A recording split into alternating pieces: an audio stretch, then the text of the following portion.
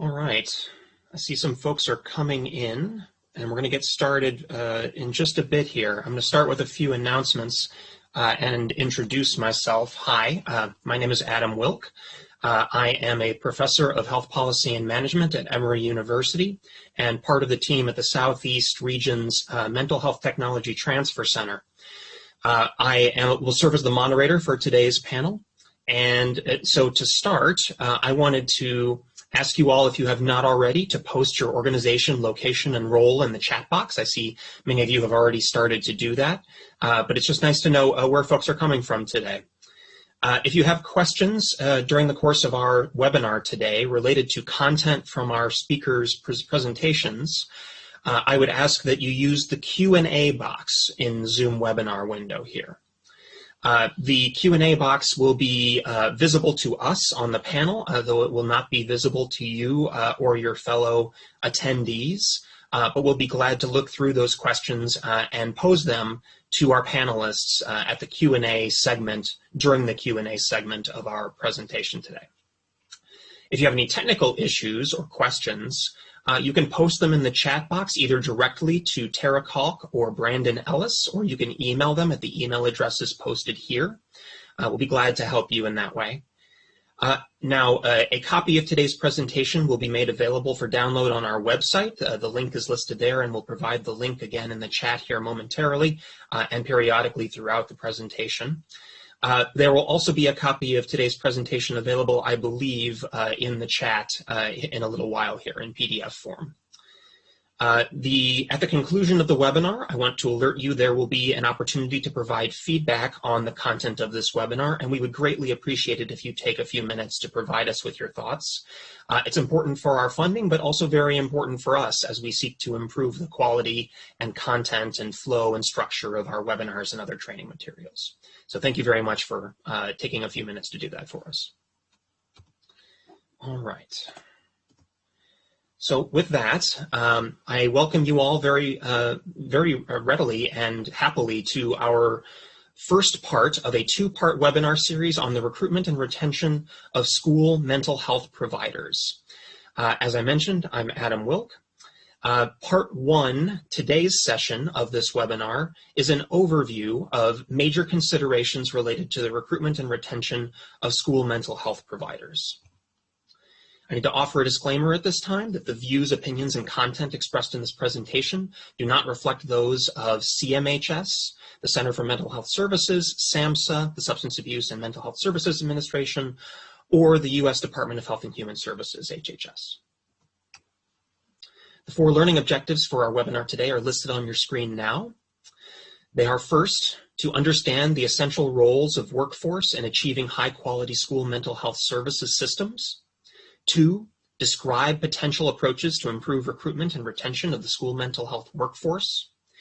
3, discuss the evidence about best practices in recruiting and retaining school mental health providers.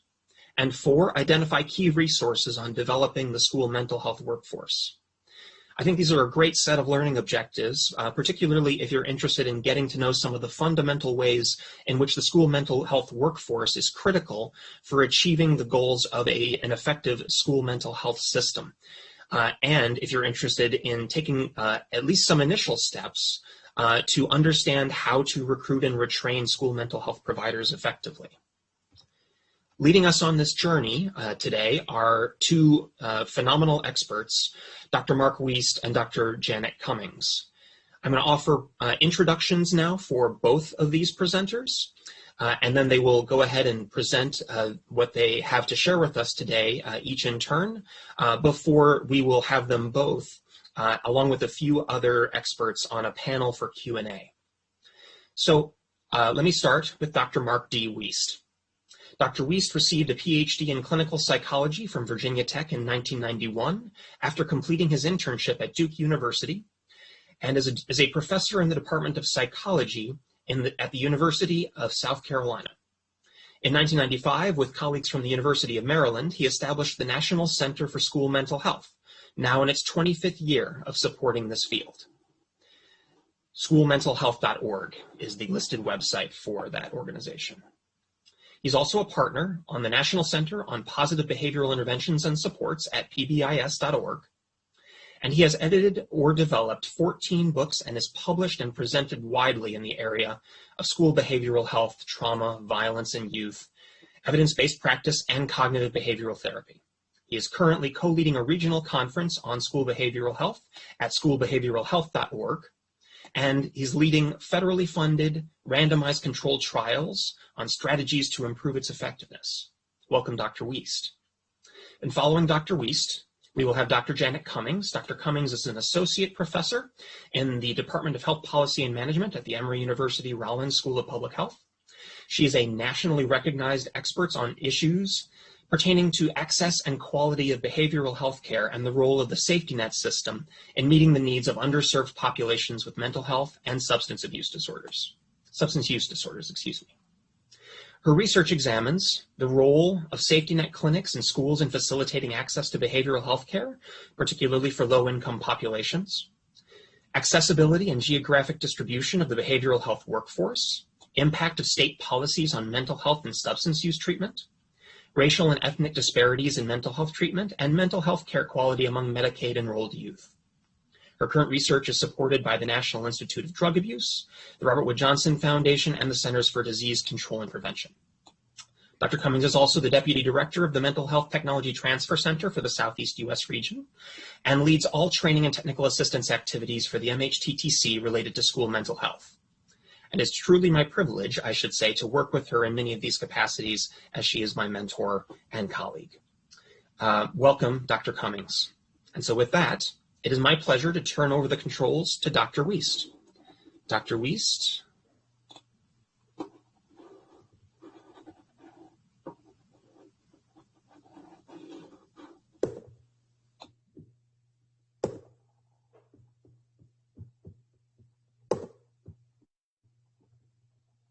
Thank you, Adam. I'm just pulling up the slideshow here.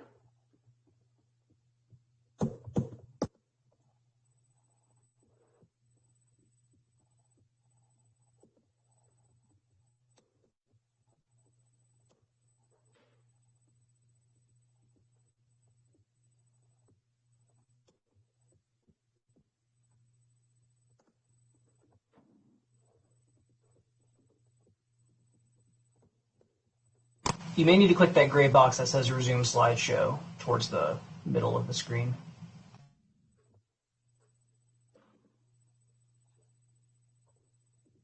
Over by slide 2, do you see that box? Okay, thank you. Thank you, Adam, Janet, MHTTC. It's great to be with everyone. I wanted to extend my thanks to the South Carolina Department of Mental Health and the Department of Education and the Blue Cross Blue Shield Foundation, who support our work, as well as members of our lab and national centers that Adam referenced. This is what I'll cover, this expanded school mental health field that I've been involved in now for 30 years. It's amazing how time goes by. The critical role of partnerships between education and the mental health workforce, a little bit about the two national centers, our work in South Carolina, and a particular program we have called the John H. McGill Certificate Training Program for School Mental Health. And John was an inspirational leader here in mental health for many years. This was a core construct for my work when I started with colleagues in Baltimore in 1991, recognizing sitting in the mental health centers, people not showing up, and then working with the schools, realizing they were really under-resourced for the mental health agenda. So why don't we move the folks out of their offices and clinics that are being underutilized to join with the school staff and augment their work as collaborators, not outsiders, but as collaborators.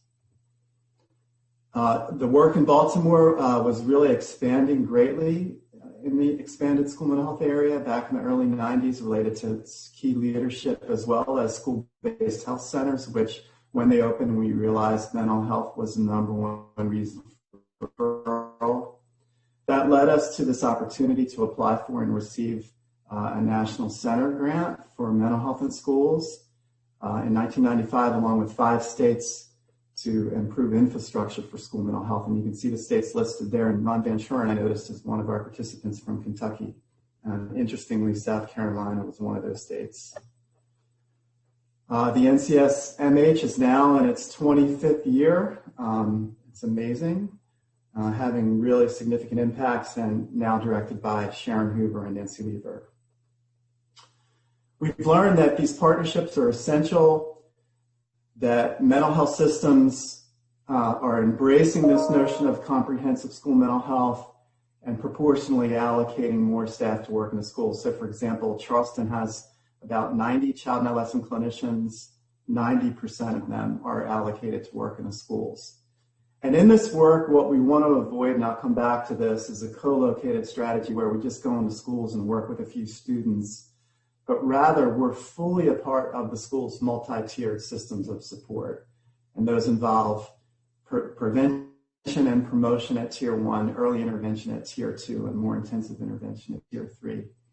And all of this work is guided ideally by formal memorandum of agreement or understanding, some people use the MOU terminology, between the school system and the mental health system to specify how this will work. And the goal would be that the clinicians are basically viewed as part of the school versus people from outside agencies. Again, Adam mentioned I'm also privileged to be a part of the National Center on Positive Behavioral Intervention and Support, now in its 22nd year. So, and these two centers still going very strong. Back in around 2011, the National Center for School Mental Health and PBIS began to collaborate, realizing, our work really should support one another. The federal investment should match what's happening in districts and states where we have these education mental health system partnerships. We developed this ebook with Lucille Evers, Susan Barrett, and colleagues on how do you do this? How do you have the mental health system? How do you have mental health staff come into schools and do so effectively, join teams, participate in Tier 1 and Tier 2, not just be a co-located program delivering services at Tier 3. This monograph, still on the pbis.org website, has been viewed or downloaded more than 50,000 times. And we updated this in 2019. You can find this also on the pbis.org website to really provide more pragmatic examples and a lot of tools and resources for implementation. These are some of the keys. In a community, you would have a district community leadership team involving your education and mental health system leaders, along with family leaders, youth leaders, folks from like child welfare, juvenile justice, primary care, all of the relevant youth serving systems ideally on this team guiding the work. We're developing the MOAs that ideally also include some funding for the clinicians to be on the multi-tiered system of support team and to be involved in Tier 1 and Tier 2 programming versus, again, the co-located model of just providing treatment. And there's a really strong emphasis, as in PBIS, on database decision-making, selecting, implementing the right evidence-based practices across the tiers, providing the right level of implementation support, and connecting interventions together. So, for example, students receiving Tier 2 intervention, let's say check-in, check-out, a mentoring intervention, also receiving Tier 3 intervention, and the check-in, check-out plans reflect goals that are also being worked on in the treatment. Without those emphases, we see this move toward co-located practices, clinicians in schools, let's say Tuesday and Friday, working with a handful of students. The school doesn't even know who they are or what they're doing. This results in efforts being less effective, clinicians not being integrated into the school, feeling isolated. And this also contributes to retention issues where the quality of work life is compromised for clinicians. Back in the day at the National Center, we would hold critical issues meetings on fundamental topics, and one of them back in the early 2000s was the need to bridge cultures between education and mental health. And the Mental Health Education Integration Consortium was established. Dawn Anderson Butcher provided some great leadership for some years, and now Paul Flasspoller, Carol Anderson are providing leadership.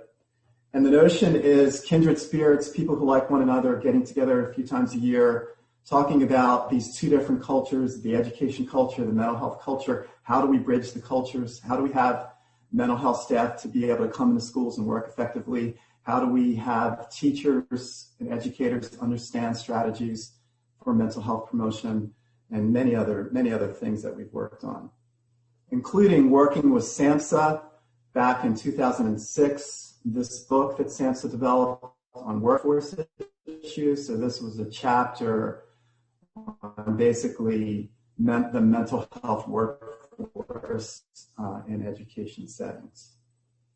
Another really important topic is we have to realize the mental health workforce also includes the school-employed mental health workforce, such as school psychologists, school counselors, school social workers, staff with behavioral expertise, school nurses. But many times these school-employed staff may be prevented from mental health service delivery for issues like this. For example, counselors spending most of their time doing academic advising and really not having time for the mental health agenda. We've got to also work on this. We've got to really empower the school employees to be more involved in the multi-tiered system of support at all levels, and eliminating some of these boundaries to their work. In South Carolina, we're one of the strongest states in the nation for this agenda. And again, we, back in 1995, received the grant to provide infrastructure support for the work. We have a public mental health system, 16 mental health centers working in all the counties, 46 counties, all the counties delivering mental health services in schools. We have a really great mental health system, education system partnership. So one of the things that we did recently was to survey school administrators on what they think about clinicians from the mental health system coming into their building. I'm not going to get into all these points, but you can see that the program is viewed very, very positively. And I also assume that folks will be able to access this PowerPoint. These are some of the recommendations of the school administrators, which really replicate recommendations from the mental health system leaders. We want to reduce the splitting of staff across schools, because if they're working in multiple schools, it moves you toward that co-located arrangement. We've got to work on school mental health center communication, decrease the latency between when students are referred and when treatment starts. A critical theme is greater family involvement, and there's a group called the Family School Community Alliance led by Andy Garbitz and Devin Minch doing some great work in that area. We need to be able to provide the intense crisis intervention services, but we also need to be able to do that in a balanced way to enable provision of treatment and the more preventive services. Mentioned some of these things. So 16 mental health centers serving all 46 counties. We have about 1,260 schools. Roughly 2/3 of those schools have a clinician from the mental health system in them. We also now have a telepsychiatry initiative. We have over 500 school mental health clinician positions.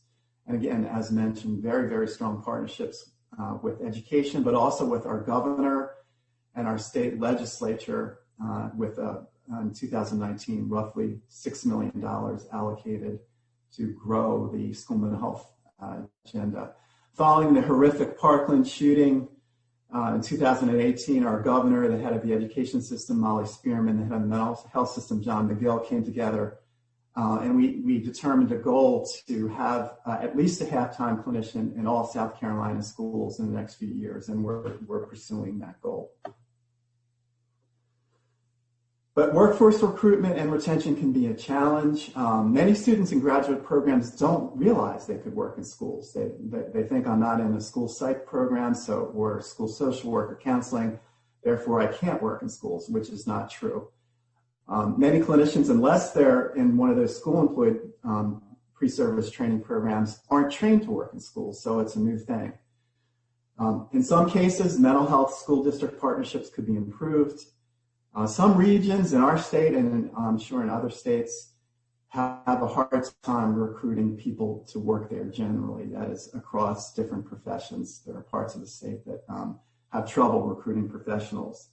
And then to break into our mental health systems and to work in a center, there's some bureaucracy and things that can be daunting.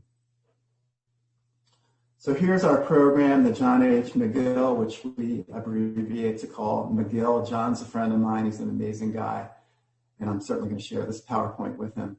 So the notion is to help with recruitment and retention of the school mental health workforce in South Carolina You can see the various graduate degrees. Students complete 600 internship hours. That will vary in terms of when, based on which program they're in. They obtain extensive clinical experience, shadowing clinicians, ultimately doing their own service delivery, learning how to do case management, engaging clients, being on interdisciplinary teams, as well as 30 hours of professional development.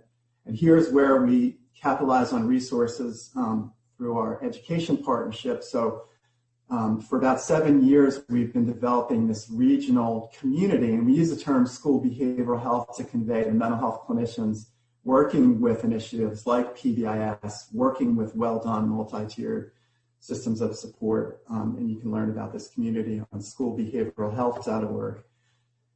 And within that overarching structure, we're very privileged to have a fairly large contract from our State Department of Education, the Office of Special Education Services, for the Behavioral Alliance of South Carolina.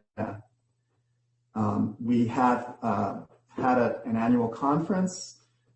This last one in the spring of this year would have been our 7th. We obviously weren't able to hold it. We will have a very strong virtual conference coming up in the spring, and we're hoping that there will be in-person possibilities available for that as well. And we lately have been doing it in Myrtle Beach, and it's just been a great experience.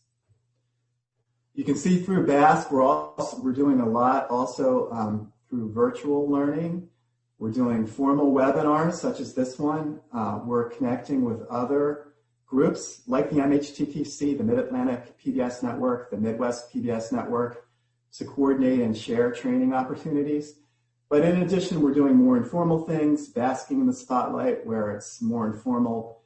Here talking to Travis Hodges, a really inspirational bus driver, working through at Wednesday's briefer, focusing more on stress management coping, and caregiver corner. We're also, with Samantha's help, really doing much more with our social YouTube, Twitter, all those things. Here's some other aspects. Interns are actually paid. In many of the internships, they don't receive payments, so this is an advantage for the interns. They're receiving training in DMH policies and procedures, the core competencies, learning how to do comprehensive assessments, participating in MTSS meetings, interdisciplinary treatment meetings, and also leading some therapy sessions. So for students, they get to participate in a paid internship, they get a diverse clinical experience, gain a range of competencies. It helps them meet their graduate program requirements, it helps them enter into the SCDMH system, and it helps them to actually participate in one of the leading school mental health programs in the nation. For the centers, they have experienced strengthened relationships with graduate programs, an expanded array of preventive and clinical services, recruitment of talented staff. Supervisors are expressing satisfaction with diversified experience, and we're helping to meet the statewide goal to expand the school mental health workforce. This was cohort 1 that started in February of 19, where we had $60,000 in funding from the South Carolina Department of Mental Health. And you can see some parameters of that. We had 5 students complete the program that were offered a position, and as of late in 2019, 4 of them were still clinicians.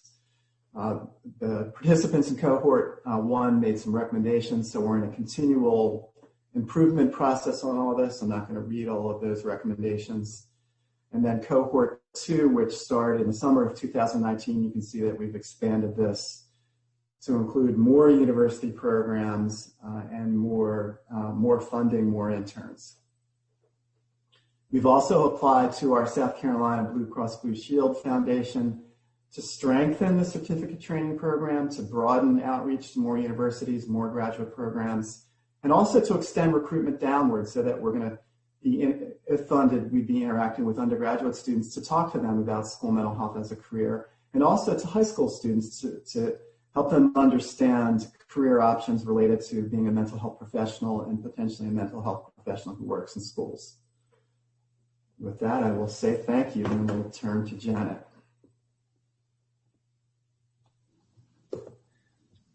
Fantastic. Thank you very much, Mark. All right, so as Dr. Cummings is loading up her slides here, I just wanted to offer a quick note that, speaking to John's question in the chat, exactly.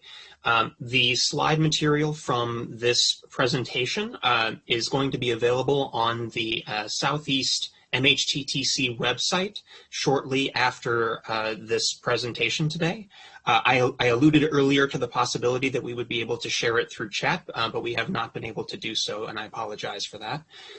Again, we will send out a link to our website to all attendees after the webinar today that will allow you to download the slide content from today from all of our presenters.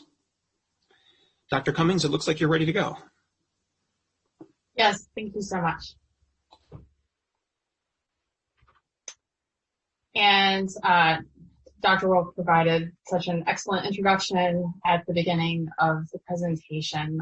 But just briefly about me, I wear a couple of different hats here at Emory. In addition to being the project director for the Southeast MHTTC School Mental Health Initiative, I'm also a mental health services researcher by training, and so much of the focus of my work since I began my career has been on looking at issues pertaining to access and quality of mental health services, especially among underserved youth.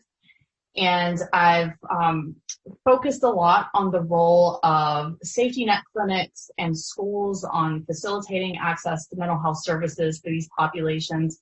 And another intersecting theme has really been looking at the accessibility and the geographic distribution of the mental health workforce and how that really does create such a huge barrier to advancing access and quality of mental health services for this population. So with that, in this part of the presentation, I'm going to build on the great material that Dr. Weist just presented. And much of what I'm going to talk about here, this is really, think about it as a 10,000-foot high-level summary of content that is going to be included in a report that our center will be releasing next month. So I'm going to be talking about potential approaches to improve recruitment and retention of the school mental health workforce. I'll provide a very brief summary of the state of the evidence about best practices related to recruitment and retention of school mental health providers. I'm also going to highlight some key resources that have come up in our searches that we think may be especially helpful for organizations and leaders in school districts and state agencies. So again, just a bit of a background, building on Dr. Weist's content, we know that schools are such an important point of access for mental health care for youth. More than half of youth accessing mental health treatment use school-based mental health services. And we also know that schools play such an important role in meeting the needs of youth from lower socioeconomic backgrounds, for those without health insurance, and for racial and ethnic minority youth. But we also know that school districts and clinics that partner with school districts, they really face a number of challenges related to workforce shortages, challenges recruiting providers, and also retaining providers.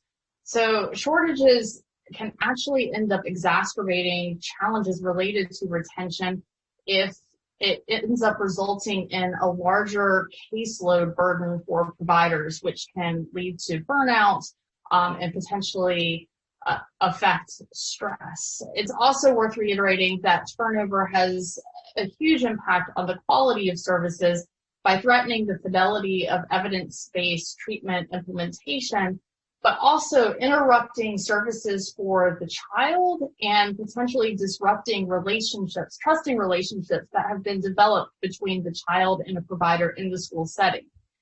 So I just wanted to give that bit of background that, these are issues we've been hearing from stakeholders in the field ever since we began doing this work as a center.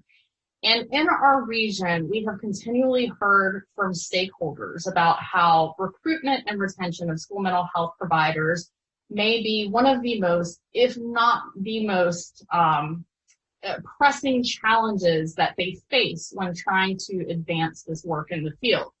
We also kept getting asked questions, this is such a huge challenge, what can we do about it? With all of this input from stakeholders, our team decided to really try to take a systematic approach, and we devoted resources to conducting a scoping review of the academic literature, the gray literature, and also resources published by reputable organizations to really get our arms around this exact question. We wanted to know, what is the state of available information, resources, and guidelines that can help organizations, schools, school districts, and state leaders boost recruitment and retention efforts for their school mental health providers. And then we also wanted to find out, what is the strength of the evidence in the academic literature that can support any of these possible strategies. So this has been an undertaking several months in the making. And as I mentioned, we are drafting a report that is going to enumerate both organizational level and policy level strategies. The report is slated to be released next month. And I have the pleasure of giving a high-level overview of what all of our reviews and efforts to summarize the state of the information have turned up so far. So, again, this is a 10,000-foot summary of the content in our report. First, I'm going to cover organizational level approaches that can be implemented to improve recruitment and retention. And these are strategies that can be implemented by schools, mental health clinics, and possibly school districts.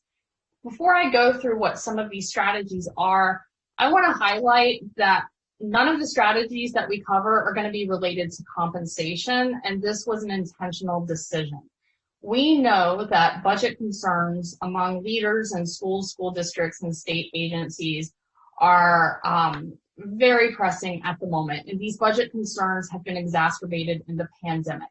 So this really makes the approach of increasing compensation impractical at the moment, at least in the short term. So we decided to focus our attention on organizational strategies that are unrelated to compensation that could potentially help recruitment and retention. Now, before we get into recruitment and retention, we need to highlight the importance of workforce data collection and monitoring as a place to start. So this strategy can help organizations detect problems with recruitment and retention, can help prioritize areas of focus for the organization. And I just want to point out there are two types of data that organizations can seek to collect to inform these efforts. Quantitative data such as retention and turnover rates, length of tenure at the organization for individual providers. But I also want to highlight the potential importance of qualitative data as well, if this is something that has not yet been considered. So this could include interviews with current providers about the work environment, or in-depth interviews, exit interviews for those who are leaving the organization to really get a clear sense as to why they left the organization. In this slide, you'll note that we're highlighting a key resource, the SAMHSA toolkit. And when we email you the slides after the presentation, the slides will have embedded hyperlinks in them so that you can directly access these resources. So this toolkit has a number of resources identified to help facilitate data collection for organizations related to recruitment and retention. So moving on to some of the key recruitment strategies that could be implemented at the organizational level, not related to compensation. First and foremost, you need to market your organization to pique the interest of candidates who share your philosophies and goals. A second strategy would be to develop an accurate job description that really captures the responsibilities, the opportunities, and the benefits of the position. Third, we had a great example of this earlier in the presentation from Dr. Weist, trying to think outside the box when looking at ways to recruit providers. So examples could include identifying programs that can help steer providers to an organization or towards school mental health earlier in their career, such as the John H. McGill internship program that Dr. Weist described. It's a great example. A fourth strategy would be to focus on really recruiting a diverse workforce. Having a diverse mental health workforce can help enhance accessibility of services to underrepresented clients. And some strategies here could include making intentional efforts to really broaden the pool of underrepresented candidates, possibly by posting job opportunities on online forums that target underrepresented job seekers. The SAMHSA toolbox that I alluded to in the previous slide also has a list of these types of organizations, which would be great places to post job announcements. And then fifth, implementing recruitment tools that are really seeking to identify candidates that are the best fit for the organization. Again, our report will have examples of more specific strategies. One is something called the Realistic Job Preview, which is a recruiting tool used to communicate both the good and the challenging aspects of a job, with the idea of if you give more information and find the right fit, it could help both with recruitment but also with retention. And then moving on to retention strategies, we have several here. First, the importance of orientation and onboarding done well cannot be overstated. So orientation, that's really just what happens in the first few days after the hire to get the provider integrated and started in the new position. But onboarding, that process can take 6 months or up to a year after the hire. The goal here is really to help the new hire become established in the position and to really reach optimal efficiency in the workplace. We need to highlight as a second strategy the importance of professional development for retention. This includes training, supervision, peer mentoring as a positive strategy. Peer mentoring has been identified as being particularly helpful for school mental health providers. And we found research evidence suggesting that training and supervision are really worth exploring to help improve mental health provider retention in certain contexts. Thinking about schools that may directly hire mental health providers, in this case, it may be important for the school to partner with a mental health agency or with an institution of higher education to find opportunities to meet those professional development needs for ongoing professional development opportunities. A third strategy would be to promote opportunities for career advancement. In our search of the literature, academic literature, great literature, we found that the absence of career development and career advancement paths, that is a frequently cited reason in surveys of mental health providers as to why they leave their jobs. So having a clear and attainable career pathway can really help lead to improvement in retention. And then a fourth strategy that I want to mention here is recognition and reward. Recognition, this would include positive feedback that could be given informally to school mental health providers about how their performance is aligning with the goals of the organization. Rewards would be more formal recognition that are given to recognize employees for achieving predetermined goals. Now, there are a couple of other important retention strategies that are worth mentioning. Reducing workplace stress. So here I'll say, of all of the strategies that we reviewed, this one really has the most support in the literature. Research and narratives have repeatedly shown that burnout, compassion fatigue, secondary traumatic stress, these are common among mental health professionals. They're harmful to the mental health professional, provider performance, and also they play a role in challenges related to retention. So also in our review, we identified some managerial strategies that can be linked to helping to reduce workplace stress. Some of these strategies include helping providers to maintain an appropriate workload, helping to integrate school mental health providers into decisions about the workplace.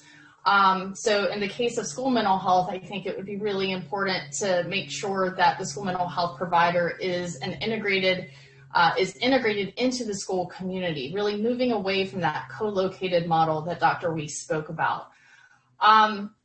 Aligning providers' job responsibilities with their expertise and their innate desire to help people. And then a fourth one would be addressing role clarity. Again, this is something that is particularly important in the school mental health context. Something called role blurring can happen a lot in school mental health. And this is where you have a lack of clear boundaries between different employees' responsibilities.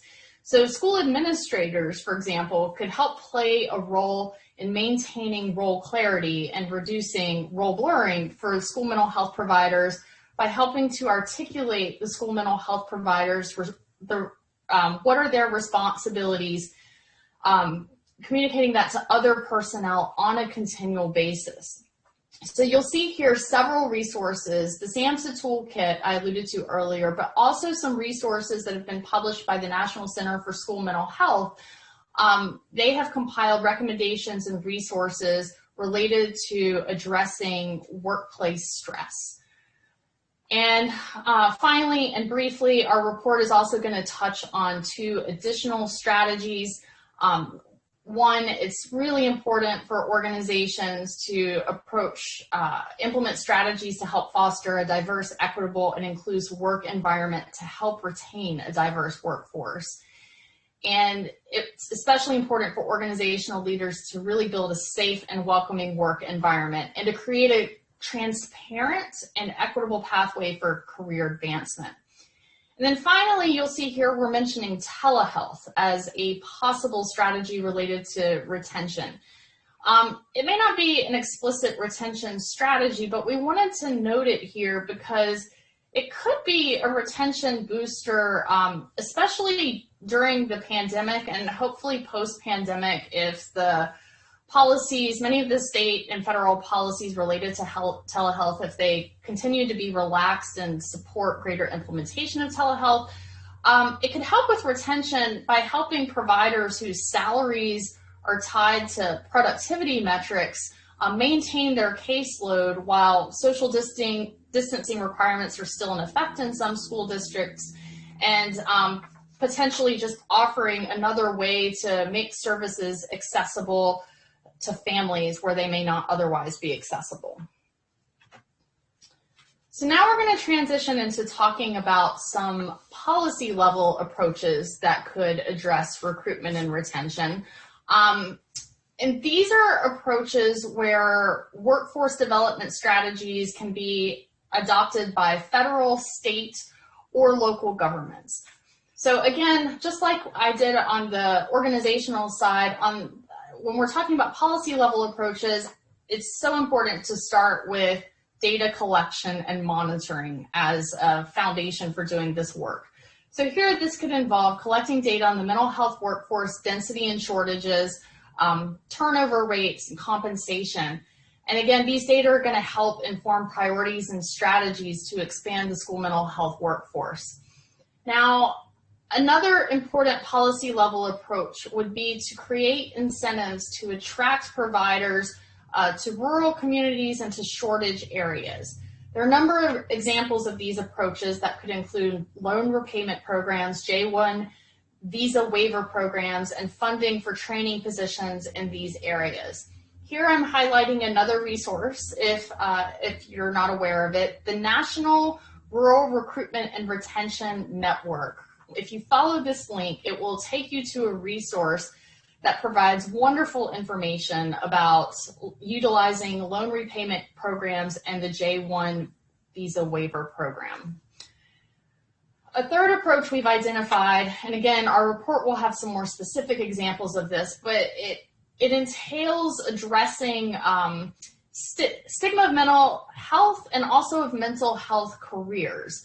Our report will include examples of programs that introduce youth and young adults to mental health careers, and also the use of public campaigns to help promote some positive messaging and some empowering messages about working in the mental health field. And then the final thing I want to highlight for our policy level approaches, we've identified a couple of specific types of approaches that are really specific to school mental health providers. So one policy approach is if states or districts, either through legislative actions or in some cases executive actions, if they provide a direct financial support for school mental health personnel, this can absolutely help with recruitment efforts. Our center is currently working on an infographic that we anticipate also coming out the next month that's going to summarize some examples of these policies from the Southeast region. And in addition to these, another approach that I think is worth highlighting would be if there's legislation that holds schools accountable for metrics unrelated to test scores. So, for example, in California, SB 1458 requires schools to be evaluated on measures such as graduation rates, absenteeism, and suspensions. And this legislation has been credited with helping to reduce student to counselor ratios statewide, so having an impact on the school mental health workforce. Now, this is the point in the presentation where I'm going to give you the take-home message of what our review turned up when we looked to the academic literature to see which of these strategies have strong empirical support for either recruitment or retention of mental health providers or school mental health providers. And at this point, the answer is we haven't found much. We found very little research that analyzes the effectiveness of any of these specific strategies on recruitment or retention of school mental health providers. Where we did find evidence, we do summarize it in the report. But at this point, we have more of a recommendation than a summary to offer. And the recommendation is this: to advance the state of the evidence, we think the field would benefit tremendously from partnerships between employers, policymakers, schools, and the research community to really conduct rigorous evaluation that helps to shed light on what constitutes best practice in recruitment and retention of school mental health providers. Now, I'm very briefly going to go through a few key resources related to recruitment and retention, and just in the interest of time, I'm going to focus on three of the ones that we found to be particularly valuable, but there are more that will be listed in our report. So the first one is a recruitment and retention toolkit developed by the Substance Abuse and Mental Health Services Administration. You've heard me refer to it a couple of times throughout the presentation. This report has 9 chapters about identification, selection, recruitment, and retention of behavioral health providers. And it's worth noting that this report gathered and distilled information from across the web, from the best resources available at the time. And based on the author's assessment, it really consists of the best content and examples on this topic. So please check that out. We also want to highlight the following 2 resources from the National Center for School Mental Health. This center was established in 1995 to strengthen policies and programs related to school mental health, and they've published wonderful materials to help facilitate the quality of school mental health programs. They have 2 guides that we are showing here, funding and sustainability and teaming, and these 2 guides in particular have information relevant to school mental health provider recruitment and retention. So, for example, you can find some information about strategies to reduce stress and burnout specifically for school mental health providers, as well as I mentioned earlier, examples of recognition and reward programs for school mental health providers. And then finally, we have a resource in our report.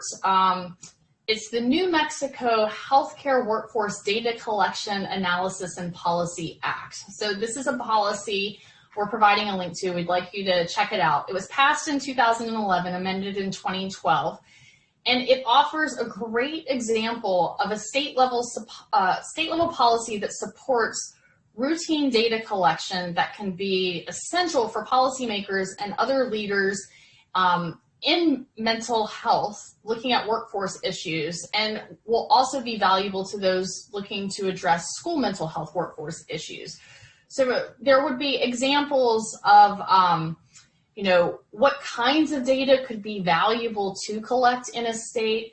There are examples of approaches about how to make sure that these data, once they're collected, they don't just sit on a shelf. There are also examples here about approaches that could be used to enforce whether or not data collection happens in the first place. So again, in all of the information we turned up, we thought that this would be an especially valuable resource and encourage you to check it out.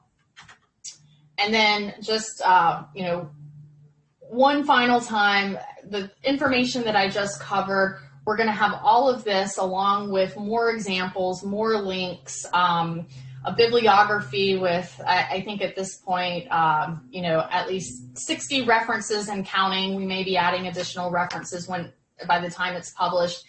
And we hope that this resource will really provide a great place to look and just get some ideas about what else can be done to improve efforts related to recruitment and retention that are unrelated to compensation. So with that, I will stop sharing so we can move to the Q&A portion of the presentation.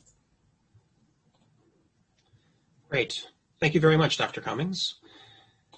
I will return to our slides here to highlight that now we've entered the Q&A portion of our presentation. We're running a little bit short of time, so I'll do a few additional introductions here quite quickly.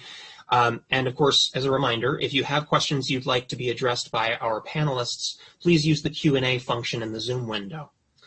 So our two additional experts joining the panel, in addition to Dr. Weist and Dr. Cummings, are Idan Zhang and Samantha Martinez. Idan is a fourth-year doctoral candidate in health services research and health policy at Emory. She received her master's degree in clinical mental health counseling from Arizona State University, and originally from China, she obtained her Bachelor of Laws degree from China Foreign Affairs University in Beijing.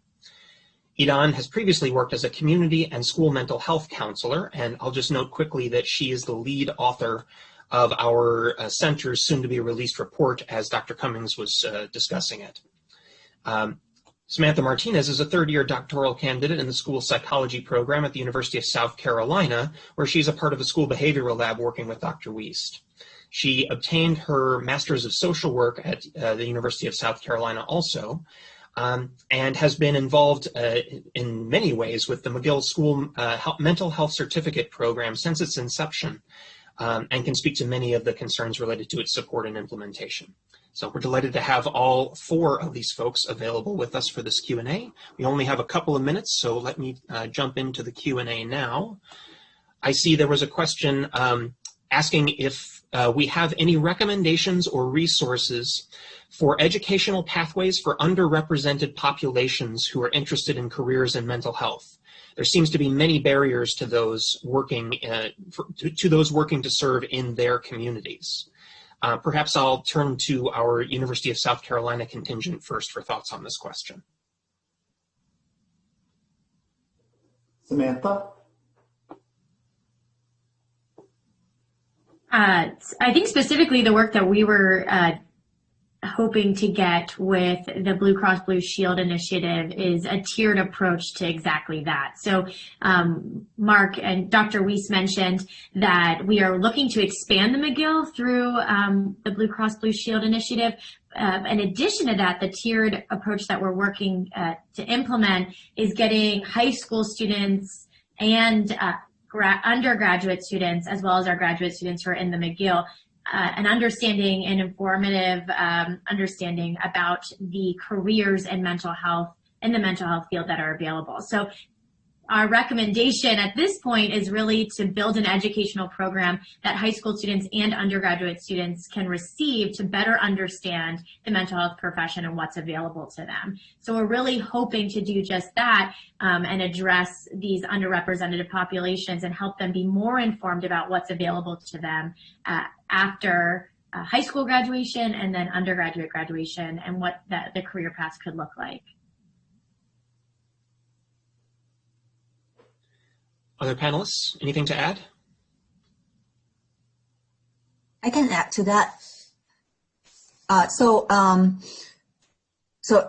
Samantha was saying, one of the strategies that we have identified in our search while doing our report is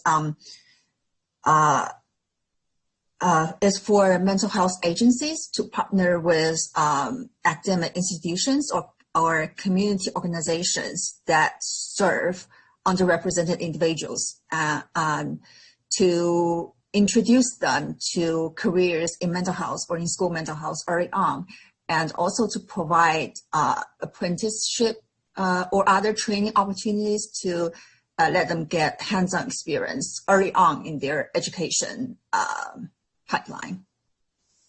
Thank you. And also we have there is a report published by SAMHSA called Minority Recruitment in the 21st Century that we referenced in our report that addresses this question. Great. Thank you very much, Samantha and Yidan both. I'd like to move to the next question now. There is a question here that suggests, do we use a specific definition for school mental health providers? We've certainly spoken a lot about a lot of strategies that may be useful for recruiting or retaining school mental health providers, but I wonder if any of our panelists has any thoughts about whether there is a specific type of provider we have in mind when talking about these things, or if the strategies might differ across provider types. So in the development of the McGill, when we created what we call a school mental health clinician, the way that we identified what that specific school mental health clinician or provider would be is as long as they could be credentialed through the Department of Mental Health to be able to provide services. And so we were able to do that with a multidisciplinary graduate programs, and we did that to hopefully increase access and to those graduate programs and increase the school mental health clinicians that were going to be in schools. So for the McGill specifically, I just wanted to highlight that we ensured that they could be credentialed at the Department of Mental Health is how we identified what a school mental health clinician would be.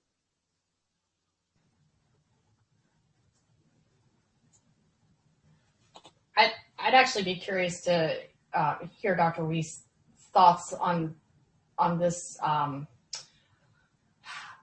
as well. It's so interesting with that program that it's related to credentialing. I think when I use the term, I have been, I guess, a little bit broader and more encompassing to think that it could include providers that are potentially delivering tier 1, tier 2, or tier 3 services. And so I realized in this field, it's always important to try to think about and define terms early on and get on the same page with that. And so, Dr. Weist, I'd be curious how, outside of this particular program, are you aware of a good, clear definition of school mental health provider, or is this something where it's, depending on who's using the term, it may have different definitions?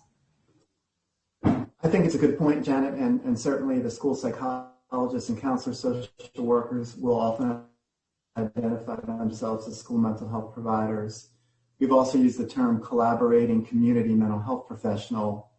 So I would say it's probably a both and, that we need to work on that glossary of key terms with some terms like school mental health specific. But that's a need, I believe. Yeah, that's a great question. Thank you so much for that question. All right, so I regret that we are basically out of time for our hour today. Boy, that went quickly. So with that, I need to move ahead to our to the evaluation portion. So thank you very much to our panelists and to you all for your very engaging questions. I would kindly ask that you kindly take a few minutes to assist us with evaluating today's webinar as is required by our funder. The link you see here, our program associate, Tara Kalk, is now providing it to you all in a clickable format in the chat box. Thank you, Tara. This evaluation gives us an opportunity to receive and incorporate your feedback for future trainings. The evaluation should take just a few minutes of your time, and I also wanted to let you know that once you complete the first evaluation, there will be a link to a second evaluation form with some additional questions that our center collects specifically. And please be advised that when you click the link to the second form, it may take a few minutes to redirect you to it. So thank you very much for your patience with that, and thank you again to everyone for your participation and feedback. Now, I also want to note that if you are interested in downloading a certificate of attendance for this event, there will be a link to it at the end of the second evaluation form, so please complete both evaluations all the way through. And now I would like to also remind you all that our webinar series on the recruitment and retention of school mental health providers will continue on December 16th, likewise during the lunch hour in the Eastern time zone. This next segment is called Innovative Strategies and will feature as our panelists Nikki Raymond, who is the CEO of Georgia Hope, and Mark Sander of the Hennepin County, Minnesota school system, both talking about their professional experiences working both within and across community mental health providers who provide care in schools. I will share the link to register for this event in the chat here in just a moment, or perhaps one of my colleagues will beat me to it. Please feel free to share this link around to your friends. And if you would like more information about the Southeast MHTTC's resources, webinars, and trainings, please email us at schoolmh@southeastmhttc.com and ask to be added, or .org, pardon me, and ask to be added to our listserv. Or you can follow us on Twitter at SE_MHTTC and on Facebook.